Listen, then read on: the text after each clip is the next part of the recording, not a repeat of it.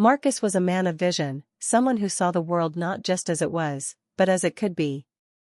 Born in a modest neighborhood on the outskirts of Atlanta, his love for art blossomed when he was just a child.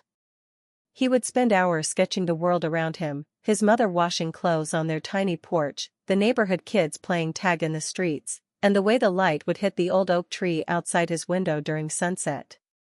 To Marcus, art wasn't just a pastime, it was a language, a way to express emotions he couldn't put into words. But the world didn't always understand his language. As Marcus grew older, he poured his heart and soul into painting. His small studio, tucked away in a rundown building, became his sanctuary. It was a place where he could create without judgment, surrounded by the smell of oil paints and the soft hum of a fan struggling to keep the room cool. His walls were lined with canvases, some finished, others waiting for inspiration to strike. His works were a kaleidoscope of color, emotion, and depth, each piece telling a story of struggle, hope, and resilience.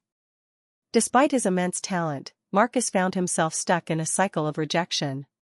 He would walk into gallery after gallery, his portfolio in hand, only to be met with dismissive glances and polite refusals. Some gallery owners would barely glance at his work before giving a half-hearted excuse. Others would critique it harshly, claiming it wasn't commercial enough or didn't fit the aesthetic their clientele preferred. Marcus knew the unspoken truth behind many of these rejections. His identity as a black artist in a predominantly white art world was a barrier they weren't willing to overlook. Still, Marcus refused to give up. Each rejection only fueled his determination to prove himself. He worked late into the night, often sacrificing meals to afford new supplies. He experimented with techniques, blending abstract elements with vivid realism, hoping to create something so undeniable that no one could ignore it. His latest piece, a towering canvas titled Eternal Echoes, was his magnum opus.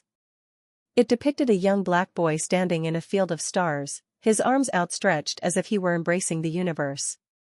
The boy's face was a mix of vulnerability and strength, and the colors shimmered with an almost otherworldly glow.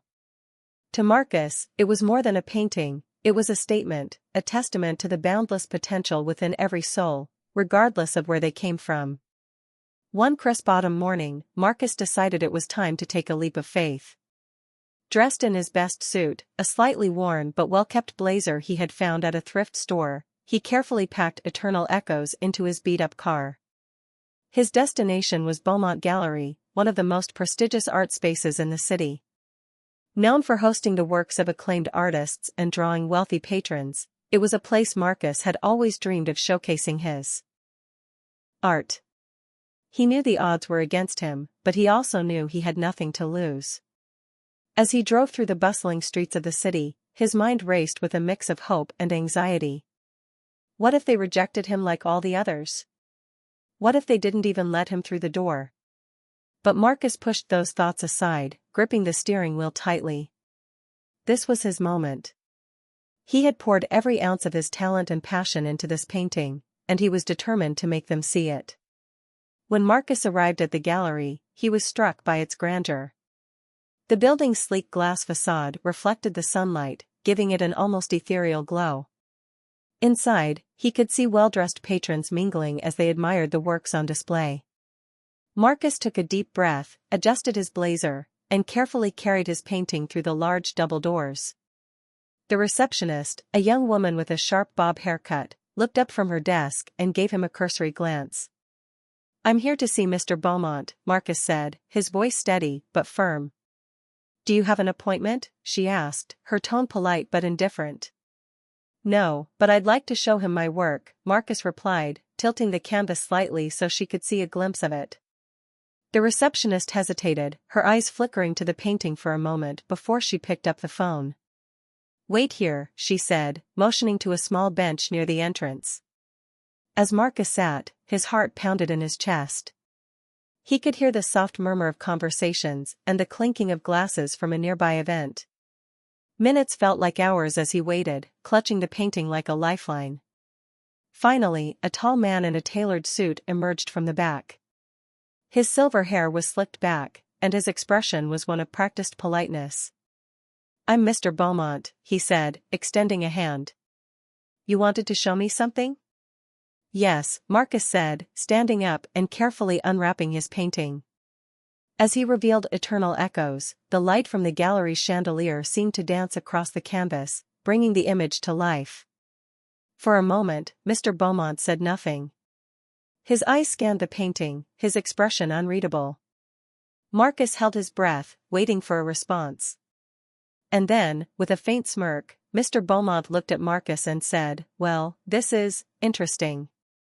But I'm not sure it's the kind of thing our clientele would go for." The words hit Marcus like a punch to the gut. He opened his mouth to argue, to explain the meaning behind the piece, but Mr. Beaumont held up a hand. "I appreciate your effort," he said, his tone dismissive. "But I think you'd be better off trying somewhere smaller." As Marcus stood there, stunned and humiliated, he realized that the rejection wasn't just about his work. It was about him. But even as Mr. Beaumont turned and walked away, Marcus felt a spark of determination ignite within him. He wasn't going to let this moment define him. One way or another, he would prove his worth, not just to Mr. Beaumont, but to the entire world. Marcus stood silently, his hands clenched tightly around the edges of his painting as he stared at Mr. Beaumont. The gallery owner's scrutinizing gaze moved over Eternal Echoes with a thinly veiled air of disdain. His polished leather shoes tapped rhythmically against the marble floor, as though he were counting down the seconds until this interaction was over. "Well," Mr. Beaumont finally said, straightening his tie and raising an eyebrow, "this is colorful." The tone of his voice was laced with condescension, as if he were appraising a child's finger painting rather than a masterful work of art. "I'll give you that. It's certainly bold." Marcus felt his throat tighten, but he forced himself to speak. "It's not just bold. It's a story about resilience, about how we—" Mr. Beaumont held up a manicured hand, cutting him off mid-sentence.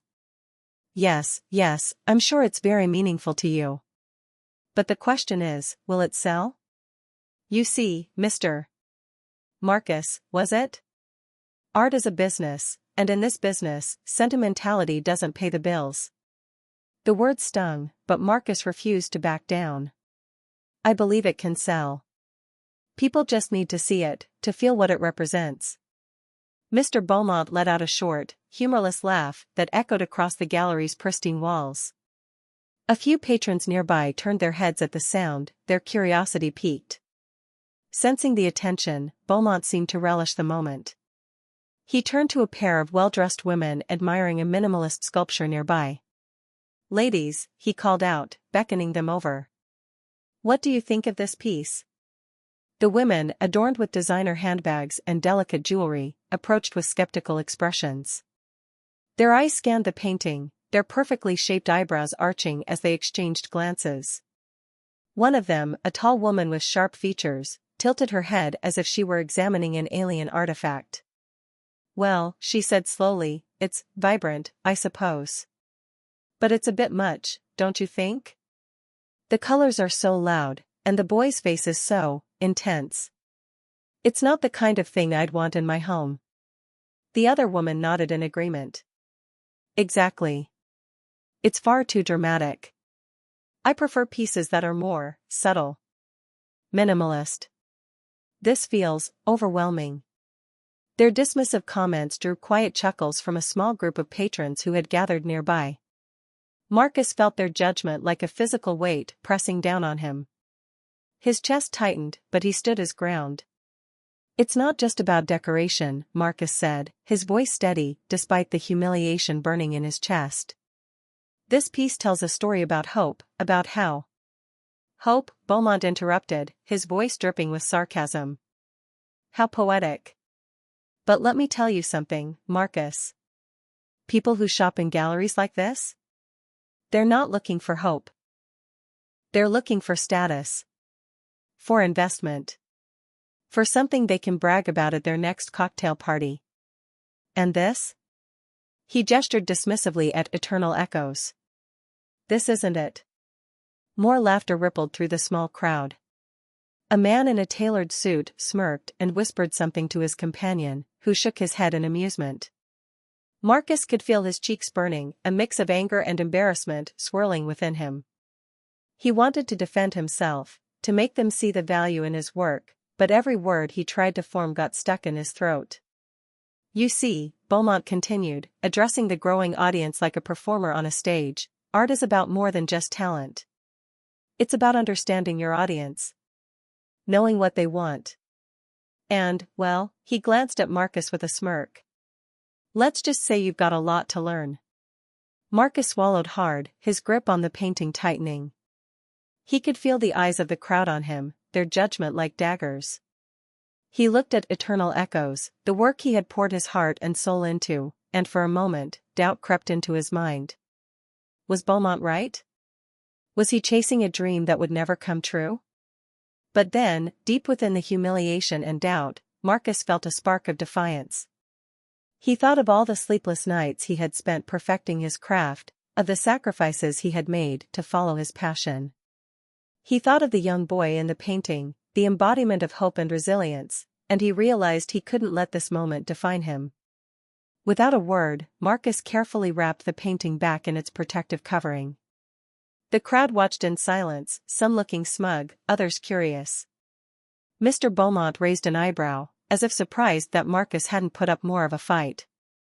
Thank you for your time, Marcus said, his voice calm but firm. He turned and began walking toward the door, his head held high, despite the humiliation still burning in his chest.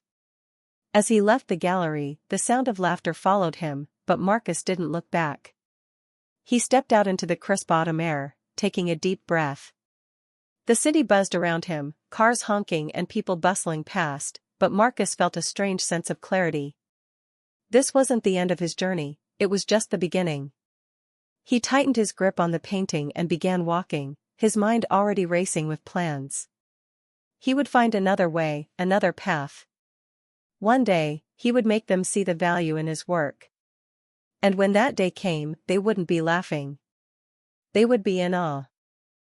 As Marcus walked away from Beaumont Gallery with his painting in hand, he had no idea that someone in the room had seen what others had missed.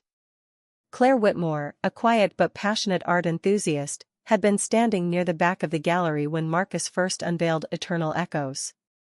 Unlike the others, she wasn't laughing or smirking. She was mesmerized. Claire was no ordinary gallery visitor. A former art history professor turned independent curator, she had spent years traveling the world, discovering hidden gems in the art world and helping emerging artists find their footing. Her sharp eye for talent had earned her respect among collectors, but Claire had always preferred to stay behind the scenes. She wasn't interested in fame, she was interested in stories, and Marcus's painting was bursting with one. The colors, the emotion, the raw vulnerability, it all spoke to Claire in a way she hadn't felt in years. As she watched the gallery owner and patrons mock Marcus, she felt a pang of anger. How could they not see what she saw?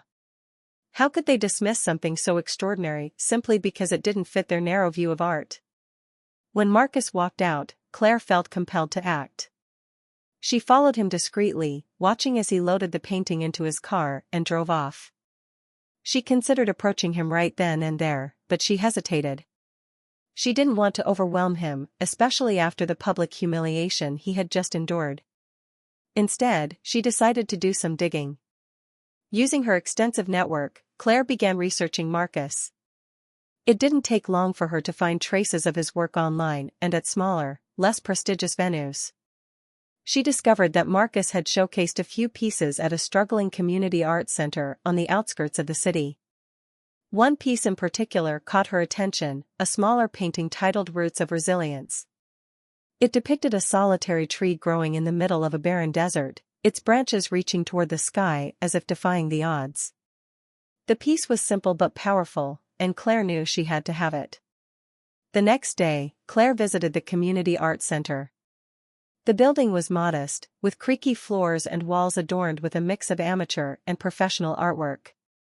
The woman at the front desk, a kind older lady named Mrs. Jenkins, was thrilled to hear Claire's interest in Marcus's work.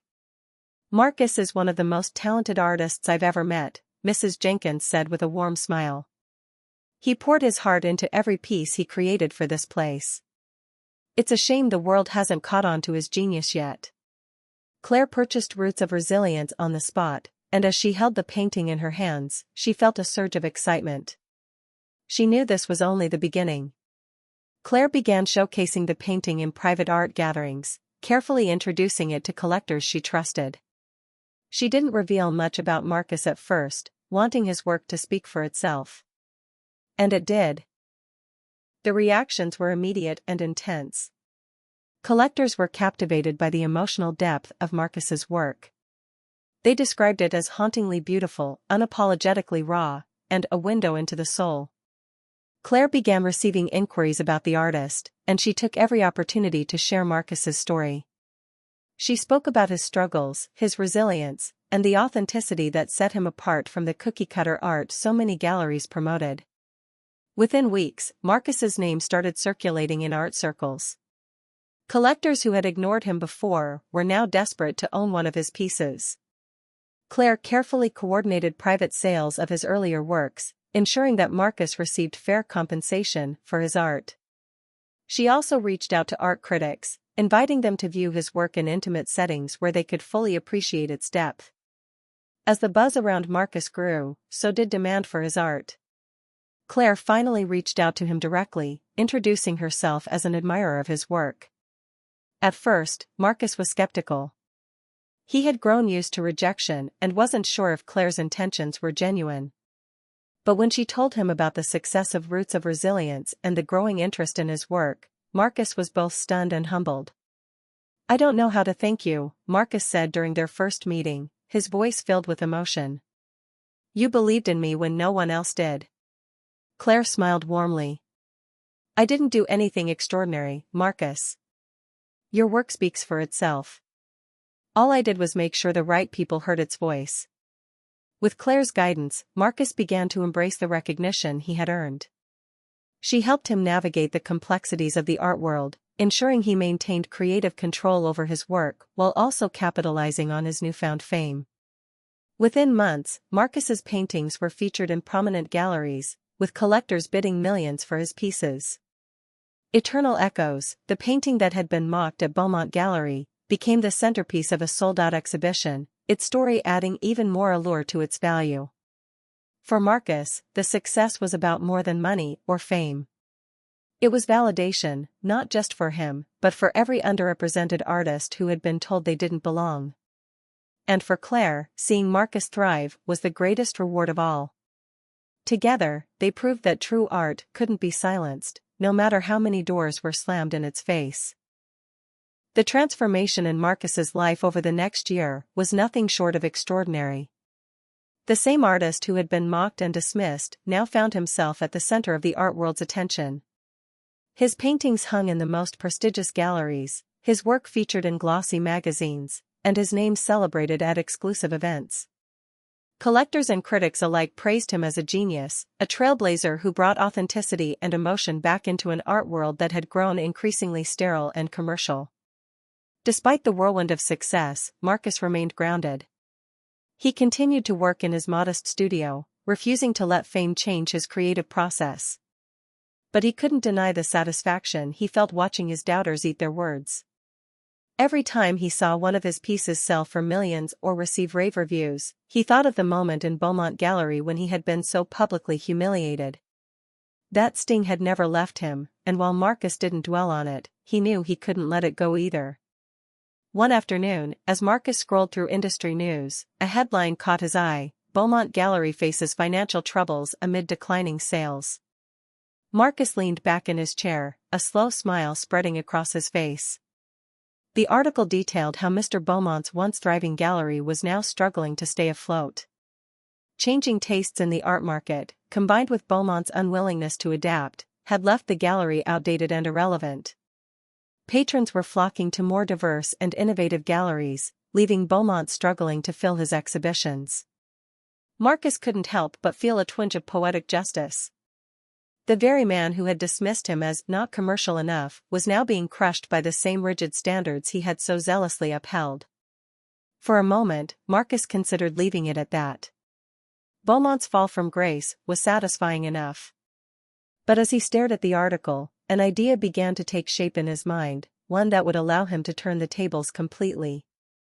Using the wealth he had amassed from his art sales, Marcus hired a team of lawyers and business advisors.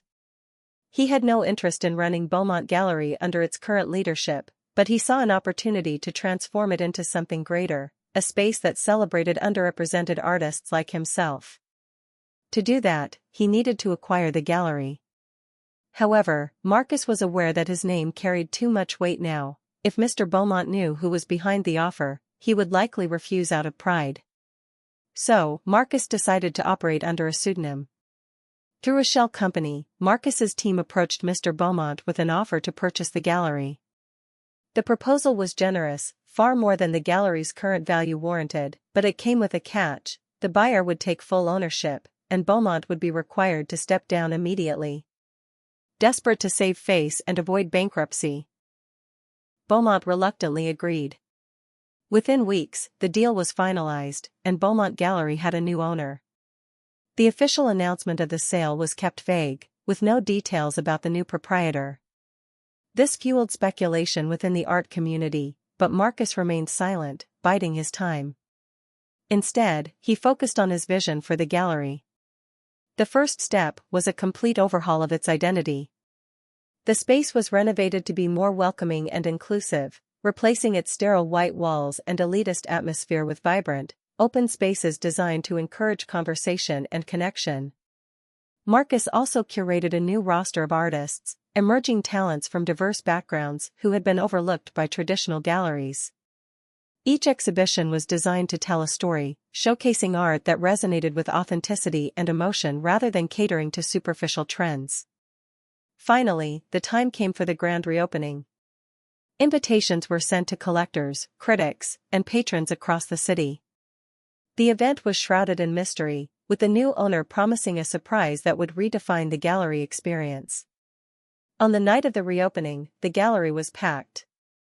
Guests mingled, sipping champagne as they admired the new space and the bold, evocative works on display. Many speculated about the identity of the new owner, their curiosity growing with each passing minute. Then, as the clock struck 8, a spotlight illuminated the main stage at the center of the gallery. Marcus stepped forward, his confident smile radiating across the room. Gasps and murmurs rippled through the crowd as recognition dawned. Whispers of "Is that Marcus?" and "It can't be," filled the air. But the most shocked expression belonged to Mr. Beaumont, who stood frozen near the back of the room, his face pale. "Good evening, everyone," Marcus began, his voice steady and commanding. "Welcome to the new gallery. Some of you know me as an artist, but tonight, I stand before you as the owner of this space." The room erupted in applause, but Marcus wasn't finished. He turned his gaze to Beaumont, who seemed to shrink under his piercing stare. "A little over a year ago, I stood in this very gallery, holding a painting I poured my heart into. I was told it wasn't good enough, that it wouldn't sell, that I didn't belong here. Well, tonight, I'm here to tell you that art is about more than sales. It's about connection, about telling stories that matter. And this gallery will now be a place where those stories are celebrated." The audience erupted into cheers and applause.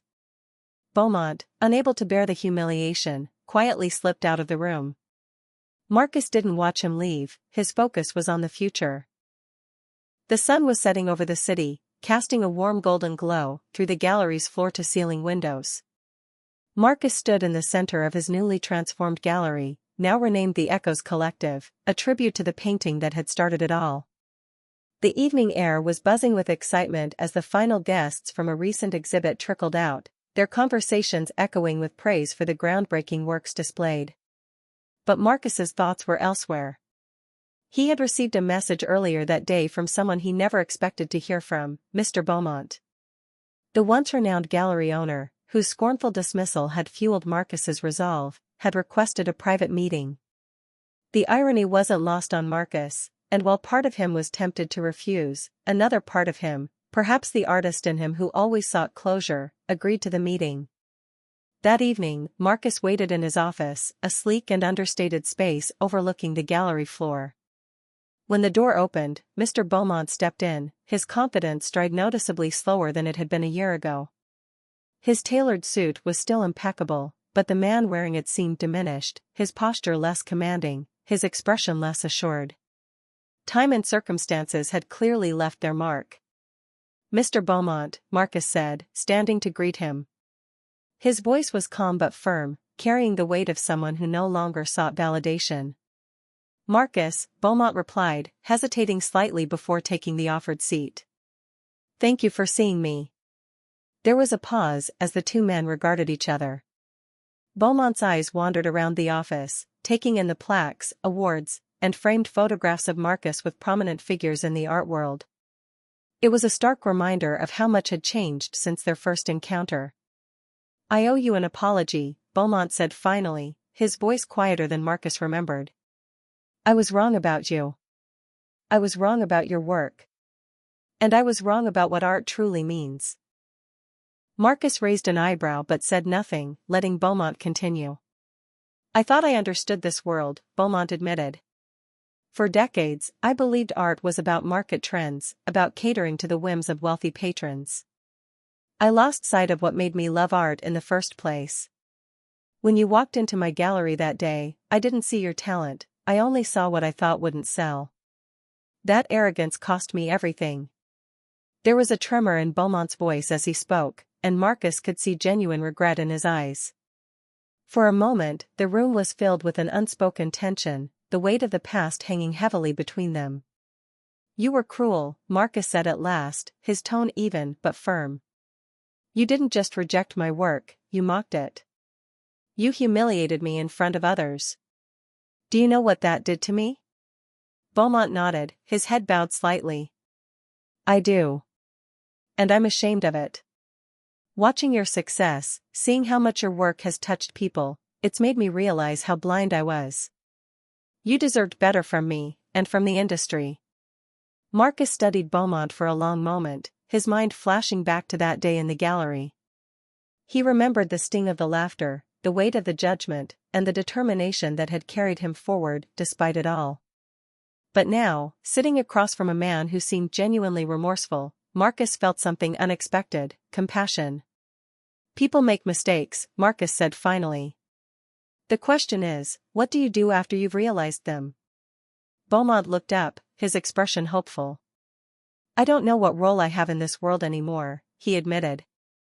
"But if there's any way I can help, if there's anything I can do to support what you're building here, I want to try." Marcus leaned back in his chair, considering the offer. Beaumont's downfall had been of his own making, but his experience in the art world was undeniable. Perhaps, Marcus thought, there was a way to turn this moment of reckoning into something meaningful. "Here's what I'll say," Marcus began.